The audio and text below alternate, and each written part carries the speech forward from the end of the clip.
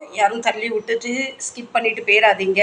அப்போ தான் உங்களுக்கு முழு வீடியோ பார்த்தா தான் இது எதனால இந்த வீடியோ நான் உங்களுக்கு வந்து அப்லோடு பண்ணியிருக்கேன், எதனால உங்களுக்கு இந்த வீடியோ நான் கொடுத்துருக்கேன்னு உங்களுக்கு தெரியும்.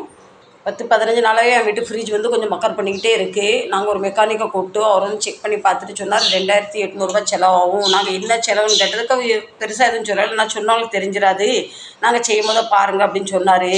நமக்கு அந்த அளவுக்கு பெரிய வருமானமே இல்லை. நமக்கு வந்து 2800 ஈஸியாக நம்ம செலவு பண்ண முடியாது, விட்டாச்சு. பின்ன அதுக்கப்புறம் கன்சோலியில் நாங்கள் எங்கே இந்த ஃப்ரிட்ஜ் வாங்கணுமோ இந்த ஃப்ரிட்ஜ் வாங்கி 14 வருஷம் ஆகுது. அவர்கிட்ட போய் சொன்னோம். அவர் ஒரு மெக்கானிக் அனுப்பியிருந்தார். ஃபஸ்ட்டு அந்த மெக்கானிக் வந்துட்டு பார்த்தீங்களா வந்து 200 சார்ஜ் பண்ணிட்டு போனார். வீட்டுக்கு வந்து 200 நாங்கள் சார்ஜ் வாங்கணும்னு சொன்னார். ஓகே, நாங்களும் வேலை பார்க்குறோம், நாங்களும் வீட்டுக்கு போனாலுமே ஜாமானை விட நாங்கள் போகிற சார்ஜ் 100 வாங்கும் எங்களுக்கு தெரியும். சரி, நம்ம சின்ன வேலை பண்ணுறோம் 100 வாங்குகிறோம், ஒரு பெரிய வேலை பண்ணுறாரு பெட்ரோல் சார்ஜுன்னு 200 வாங்கிட்டார், கொடுத்தாச்சு. ரெண்டாவது வந்தவர் வந்து 2500 செலவாகும் சம்திங் அப்படின்னு. அப்போ நான் அவர்கிட்ட கேட்டேன், என்ன இது? நான் வந்து ஃபஸ்ட்டு வந்தவர் அவர் காட்டும் போது வீடியோ எடுக்கும்னு நினச்சேன். பின் அவர் எதுக்கு நீங்கள் வீடியோ எடுக்கிறீங்கன்னு நம்மளை தப்பாக நினச்சோன்னு எடுக்கலாம். செகண்ட் வந்தவர்கிட்ட நான் கேட்டேன் என்ன பிரச்சனை. அப்போ இவர் வீட்டில் இல்லை, நான் வீட்டில் இருந்தேன். அப்போ சொன்னார் இது மாற்றணும், இது செய்யணும் அப்படின்னு. அப்போ நான் சொன்னேன் நீங்கள் சொல்கிறது சரி தான், என்னென்ன பொருள் சொல்லுங்கள், என்னை வீட்டுக்கார்ட்ட நான் சொல்லிடுறேன், நான் பணத்தை வாங்கி வைக்கிறேன், கொஞ்சம் கூலாக நல்லா கொஞ்சம் தண்ணி கிண்ணி கொடுத்து கொஞ்சம் நல்லா வீடியோ எடுக்கணும். நமக்கு அந்த மாதிரி பேசினேன், ஒரு காமிச்சார் அந்த பொருளெல்லாம்.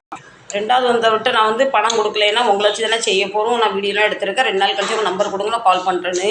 அதுக்கப்புறம் நாங்கள் வீடியோலாம் எடுத்து வச்சுருந்தேன். நான் அதை எடுத்துகிட்டு நாங்கள் கடைக்கு போகணும், நானும் கடைக்கு போகணும். அங்கே போய் பார்த்து கேட்டதில் இது காமிச்ச உடனே இதுதான் அந்த பொருள், இது வந்து ஃப்ரிட்ஜ் வந்து காட்டினோன்னா அவர் அப்படி கடைக்காரர் கேட்க அந்த எந்த கடைக்கு போகணுமோ அங்கே வந்து ஃபுல்லாக ஏசி, வாஷிங் மிஷின் அப்படி ஒரு ரிலேட்டிவ் பொருள் தான் இருந்தது. ஃப்ரிட்ஜ் அந்த மாதிரி தான் இருந்தது. நான் அப்படி இது வீடியோ காட்டினோன்னு கொடுத்தாரு. நீங்கள் நம்ப மாட்டீங்க, ஒருத்தர் வந்து 2800 கேட்டார், ஒருத்தர் வந்து 2500 கேட்டார். இதுதான் அந்த பொருள், பார்த்துக்கோங்க. நீங்கள் நம்ப மாட்டீங்க, இந்த 2 பொருளுமே நான் வந்து 600 தான் வாங்கினேன். 600 10-20 குறவு. இப்போது இதில் நீங்கள் சொல்லலாம் சர்வீஸ் சார்ஜ் இருக்குன்னு, ஓகே தான். அது இருந்தாலுமே வந்து 2800 2500 நமக்கு வந்து பொருள் ரெண்டுமே 600 கிடச்சிருக்கு. நான் எதனால் வந்து இந்த வீடியோ உங்களுக்கு எடுத்து போட்டுக்கிட்டு இருக்கேன்னா, நம்ம இன்றைக்கி வந்து ரத்தத்தை வேர்வையாக்கி வேர்வையை வந்து நம்ம இன்றைக்கி சிந்தி தான் ஒரு ரூபா நம்ம சம்பாதிக்கிறோம். ஆக்சுவலி என்கிட்ட அன்றைக்கி பணம் இருந்தால் நானும் செஞ்சுருக்கலாம். நமக்கு ஃப்ரிட்ஜ் யூஸ் பண்ணணும், பால் கெட்டு போகுது, காய்கறி கெட்டுதுன்னு, ஏன்னா நம்மளாம் இன்றைக்கி தள்ளப்பட்டு விட்டோம்.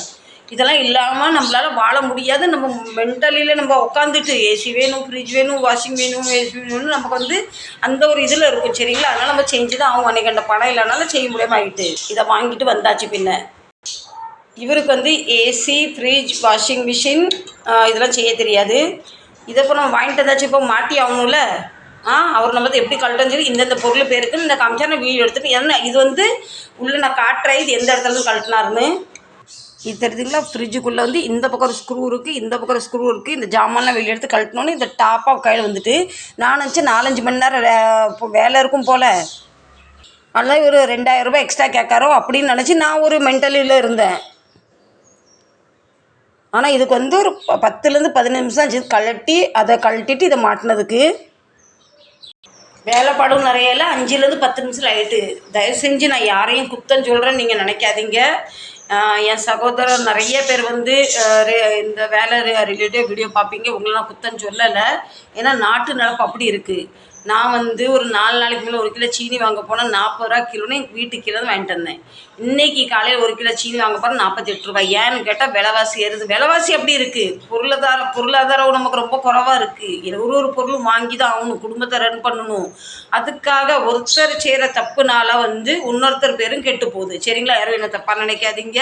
இன்னும் ஃபேமிலி சிச்சுவேஷன் அப்படி இருக்குது. சில மெக்கானிக் வந்து வேலையே கிடைக்காது, வாரத்துக்கு ஒரு வேலை தான் கிடைக்கும். அப்போ என்ன நினைக்காங்க, இந்த ஒரு வாரம் விட்டதை நம்ம வந்து இந்த ஒரு நாளில் பிடிச்சிடலாம்னு நினைக்கிறோம். அது தப்பு. அது நாங்கள் எங்கள் கடைக்கு எத்தனை நாள் போனி இல்லாமல் திருப்பி வந்திருக்கோம்.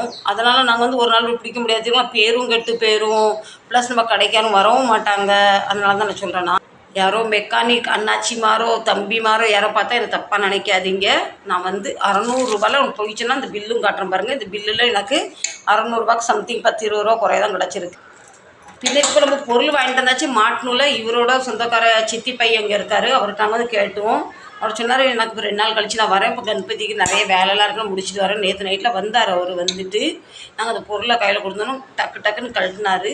10-15 நிமிஷம் மாட்டி ஸ்டார்ட் பண்ணி கொடுத்துட்டு போயிட்டார். அவர் நமக்கு என்ன தான் சொந்தமாக இருந்தாலும் இன்னும் வந்திருந்தாலும் அவர் கூப்பிட்ட உடனே வந்தார் பார்த்தீங்களா, அவரை கூப்பிட்டு வந்துட்டு கொண்டு போய் கொப்பரி கருநாள் கொண்டு விட்டுட்டு வந்தார். அவர் தீண்டாக்கி பின்னாடி தான் ஒரு கடை இருக்குது. அவருக்கு நாங்கள் 300 கையில் கொடுத்தோம். ஏன்னா நமக்கு 2800 எங்கே, இது 600, இது 300, நமக்கு வந்து 900 வேலை முடிஞ்சிட்டு நம்ம வேலையே ஸ்டார்ட் ஆகிட்டு. சரிங்களா? ஏன்னா ஃப்ரிட்ஜுன்னு வாஷிங் மிஷின் சொல்கிறது வந்து எல்லாருக்கும் தேவை, எல்லாரும் வீட்லேயே இருக்குது. உங்கள் வீட்லேயுமே பை சான்ஸ் இப்படி எதுவும் ப்ராப்ளம் வருதுன்னா 1க்கு 10 இடத்துல என்கொயரி பண்ணுங்கள், அவர்கிட்ட கேளுங்க. சும்மா கண் மூடி வந்து செய்ப்பா செஞ்சிருப்பா அப்படின்னு சொல்லாதீங்க. கேளுங்க, அது ஒரு ரேட் எடுங்க. நிறைய மெக்கானிக் வந்து நம்மள்ட்ட சொல்ல மாட்டாங்க. நான் வந்து அவர்கிட்ட சொன்னேன், நீங்களா சொல்கிறீங்களா, என் வீட்டுக்கார்ட்ட சொல்லணும், நான் ஒரு வீடியோ எடுத்துக்கிட்டான்னு சொன்னோன்னே சரி எடுங்க. வந்தவர் வந்து ரொம்ப கராராக இருந்தார். 2வது வந்து சரி இந்த அம்மா ஒரு லூஸு, நம்ம வந்து நம்மள்ட்ட தான் வேலை செய்ய போகுது, வீடியோ எடுத்து அது ஹஸ்பண்டுக்கு வந்து அனுப்பினா தானே அது ஹஸ்பண்டும் நம்புவார். அப்படியே அவர் புரிஞ்சுக்கிட்டார். அவர் தங்கமான மனுஷன். உலகத்தில் யாருமே தப்பானவங்க கெட்டவங்க கிடையாது. சில சூழ்நிலை வந்து நம்ம தள்ளப்பட்டிருக்கோம். அதுதான். இப்போ நானும் என் வீட்டுக்காரர் வந்து இந்த ரிலேட்டிவில் இருக்கனால சின்ன சின்ன கடைலாம் தெரியுது, சின்ன சின்ன அட்வைஸ்லாம் தெரியுது. நாங்கள் பார்த்து எல்லாம் வாங்கிட்டு வந்துடுவோம். நீங்களுமே 1க்கு 10 தடவை யோசனை பண்ணுங்கள். இந்த பொருளை நம்ம கண்டிப்பாக நம்ம லைஃப்பில் வேணும். ஏன்னா நம்ம சம்பாதிக்கிறது வந்து இது கண்டிப்பாக பணம் சேவிங் வீடியோ கிடையாது. நம்ம பணத்தை எங்கே எப்படி செலவு பண்ணுறோம். சரிங்களா? இந்த வீடியோ உங்களுக்கு கண்டிப்பாக பிடிச்சிருக்கும். எங்கேயாவது ஒரு இடத்துல என்றைக்காவது ஒரு நாள் என் வீடியோ உங்களுக்கு வந்து யூஸ்ஃபுல்லாக இருக்கும் நான் நினைக்கிறேன். கண்டிப்பாக பிடிச்சிருந்தா லைக் பண்ணுங்கள், ஷேர் பண்ணுங்கள், சப்ஸ்கிரைப் பண்ணுங்கள். மீண்டும் நல்லொரு பதிவு சந்திக்கிறேன். அதுவரை உங்களிடம் விடை பெறுவது உங்கள் Bhavani life style. Love you all.